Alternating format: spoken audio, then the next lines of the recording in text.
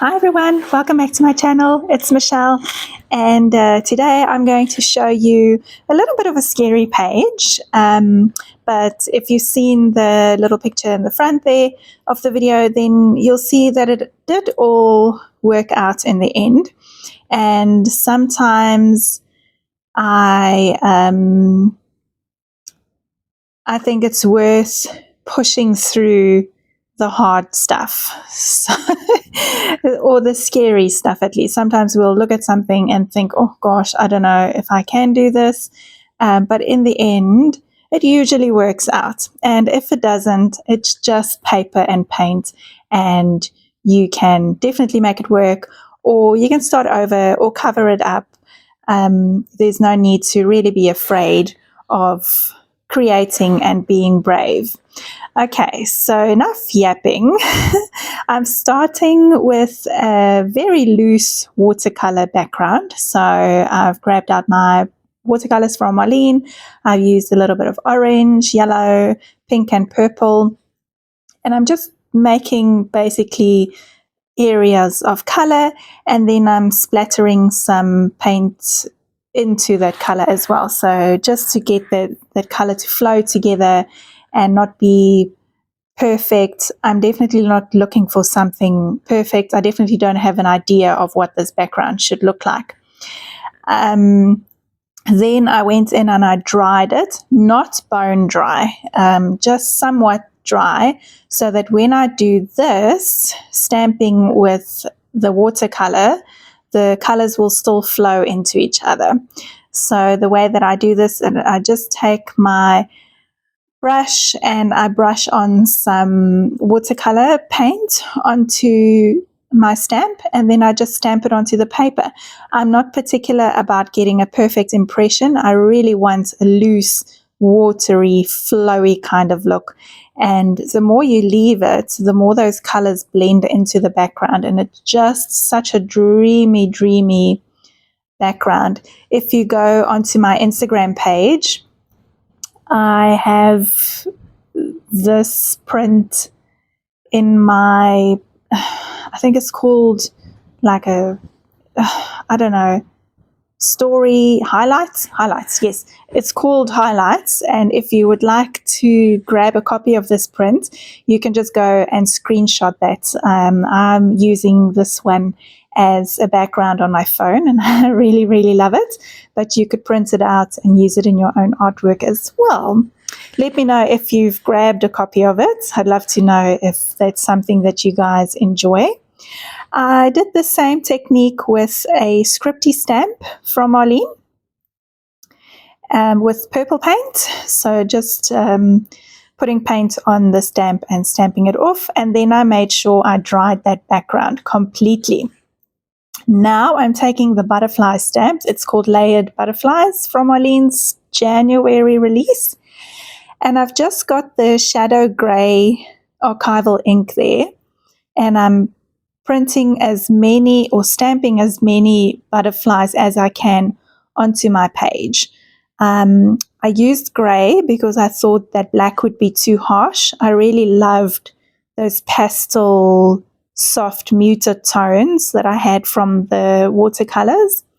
So I decided that gray would probably be my best bet to go ahead. And I am trying to fill up as much as that background as I can, because I knew what was coming next. I thought that one butterfly could fly downwards, but then I decided against it. It actually looked better if they all look like they come from the bottom and they're flying up the top of the page. All right. So now I've got my neon green paint, and I've got a little bit of mermaid, and I'm just going to mix those two together, the mermaid and the white together, and then the green and the white together. So to create a little bit of a pastel look. And even though I knew that I was going to do this, there was a moment of hesitation for me. So please don't think that this came easy to me. I did think for a second, oh no, I don't think I can do this. I really love the way it looked. But once I started putting that green and the blue on, I thought it looked incredible. So the pink is still popping through the blue. So you can still see some of that background coming out. And in the end, it looked really dreamy and ice creamy, and I don't know, just really, do you call it ethereal?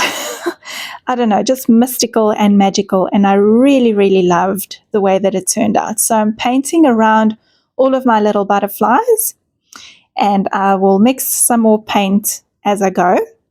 And I do have to apologize. My storage space on my phone ran out while I was busy with this. So I paused the video for a second while I was, this is before my video cut out. Before the video cut out, I did pause it and I finished the background painting. And then when I started recording again, my storage ran out. So you would have missed seeing how I did the details. Basically, once I was finished with the background, I went in with my gray Duo acrylic marker from Arlene. And what I did is I went over all of those butterflies with the darker side of that marker. And then I went in again with the lighter side just to add some highlights. And I also went in with a little bit of white paint pen to highlight some bits. And then instead of going around my butterflies with a black pen or marker, I actually went in with a pencil, just a normal HB pencil. And I did scribbly lines all around my butterflies and in those details. And I'm really, really glad that I stuck to the gray. Look at how beautiful that came out. I love this page. I thought it looked really, really nice. So I started with the light, and then I decided, no, it's too light. And then I went in with a darker gray. And while I was doing this, I was not too sure if it's happening. But when I was finished, I was really, really happy with the result. So as you can see, I did trace around all of the details again, just to make them pop out a little bit. And now I'm going in with the dotty stencil. I've mixed a little bit of mermaid and breeze paint together, and I'm just adding a tiny bit of texture to my page and drying it off. So now you can still see the beautiful background coming through, and you can see all of that reductive painting that I did. And you can see just how, where the pink comes through the blue, it makes like a purple. I really, really love the way that it looked, which is odd because I normally do a lot of black on my pages, but for this one, I just wanted to keep it very muted and toned down. I'm really happy with the way that it turned out.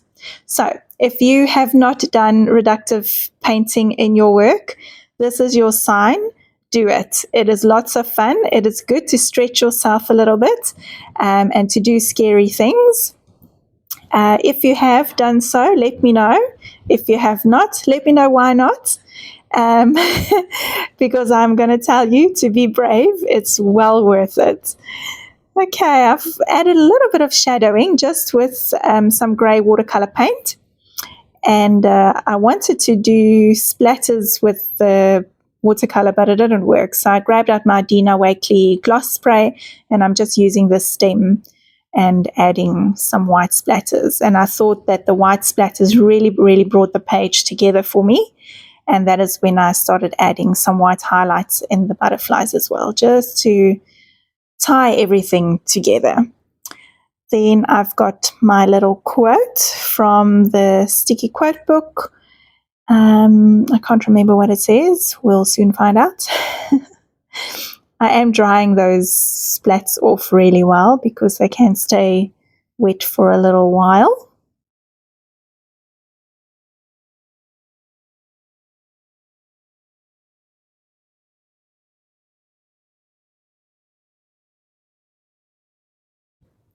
And my quote says, "Color outside the lines," and that's exactly what I did on this page. All right. Thank you so much for watching. Thanks for subscribing. If you have not subscribed yet, please do so, and leave me a comment. I love hearing from you. I will chat to you again very soon and leave you with a couple of close-ups. Okay, bye.